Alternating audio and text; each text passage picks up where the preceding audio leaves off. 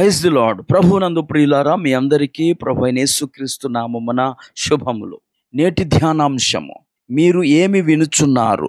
నేటి ధ్యానం కొరకు రోమీయులకు రాసిన పత్రిక 10వ అధ్యాయము 17వ వచనాన్ని చదువుకుందాం. కాగా వినుట వలన విశ్వాసము కలుగును. 12 సంవత్సరాలుగా రక్తస్రావ రోగముచే బాధపడిన ఒక స్త్రీని యేసు స్వస్థపరిచిన ఉదంతాన్ని మార్కు రాసిన సువార్త 5వ అధ్యాయములో మనం చదువుతాం. ఆమె యేసును గురించి విన్నప్పటి నుండి ఆమెలో అద్భుతం ప్రారంభమైనది. శక్తివంతమైన యేసును గురించి ఆమె ఏమి విన్నదో మీరు ఎప్పుడైనా ఆలోచించారా? 12 సంవత్సరాలుగా ఆమెకు రక్తస్రావం అవుతోంది. ధర్మశాస్త్ర ప్రకారంగా ఆమె అపవిత్రురాలు. ఆమెను ముట్టిన వారు అపవిత్రులు. ఆమె బెంచి మీద కూర్చుంటే బెంచి అపవిత్రం, పరుపు మీద కూర్చుంటే పరుపు అపవిత్రం. ఆమెకు స్రావం అవుతున్నంత కాలము ఆమె అపవిత్రురాలు. ఆమెను ఎవరు ముట్టుకోరు.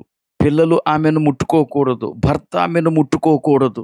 లేవియ కాండము 15వ అధ్యాయము 19 నుంచి 25 వచనాల వరకు చదివితే స్రావము గల స్త్రీ విషయములో ధర్మశాస్త్రము ఏమి చెప్పిందో మనం చూస్తాం.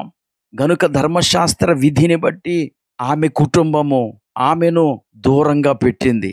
సరిగ్గా అలాంటి టైంలో ఆమె యేసును గురించి వినుట జరిగింది.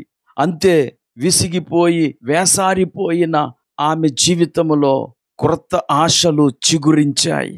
ఆమె యేసును గురించి విన్నప్పుడు లోకం ఆమెను దూరంగా పెట్టిన కరుణగల దేవుడు ఆమెను స్వస్థపరుస్తాడనే విశ్వాసం ఆమెలో అంకురించింది.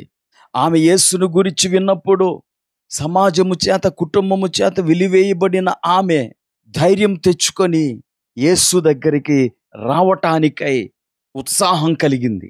ప్రియులారా, కొన్నిసార్లు సమాజపు కట్టుబాట్లు మనల్ని రక్షకునికి దూరంగా ఉంచుతాయి.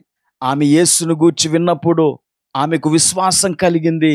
విశ్వాసముతో యేసు దగ్గరకు వచ్చి యేసు క్రీస్తు యొక్క వస్త్రపు చెంగును ముట్టి వెంటనే బాగయింది. ప్రియులారా, మనము అపవిత్రులముగా ఉండవచ్చు, లోకము చేత వెలివేయబడిన స్థితిలో ఉండవచ్చు, లేదా పాపములో జీవిస్తూ ఉండవచ్చు. అయినా యేసు ప్రభు దగ్గరికి వచ్చినప్పుడు మనము స్వస్థత పొందుకుంటాం. ఎందుకంటే యేసుక్రీస్తు నా యొద్దకు వచ్చు వానిని ఎంత మాత్రము వెలుపలకు త్రోసివేయనని వాగ్దానం చేశాడు. ఈ మాటలు వింటున్న నా ప్రియ స్నేహితుడ, సోదరి, నీవు ఏ రోగము చేత బాధపడుతూ దానిని నయం చేసుకోవడానికి విసిగి వేసారిపోయావు, నేడే విశ్వాసముతో యేసును చేరుకోండి. ఆయన మిమ్మలను కాదనడు. ఆయన తన జీవాన్ని మీలోనికి ప్రవహింపచేసి ఆయన మిమ్ములను స్వస్థపరచగలడు. చదవబడిన లేఖన భాగములో వినుట ద్వారా విశ్వాసము కలుగునని అపోస్తలుడైన పౌలు తెలియచేశాడు. యేసును గూర్చి వినండి, యేసును గూర్చి చదవండి. అది మనలోని విశ్వాసాన్ని పెంపొందింపజేసి మనము దేవుని నుండి అద్భుతాలను పొందుకోవటానికి కారణమవుతుంది. ప్రార్థన చేసుకుందాం. కృపా కనికరము కలిగిన మా తండ్రి, నీకు వందనాలు. నిన్ను గూర్చి వినుట ద్వారా మేము విశ్వాసములో అభివృద్ధి చెందగలం. ఈ మాటలు వింటున్న వీక్షకులు నీ గురించి విని వారి విశ్వాసాన్ని అభివృద్ధి చేసుకొని నీ నుండి అద్భుతాలు పొందుకునే కృప దయచేయమని యేసుక్రీస్తు నామమున ప్రార్థించి వేడుకుంటున్నాము. ఆమేన్.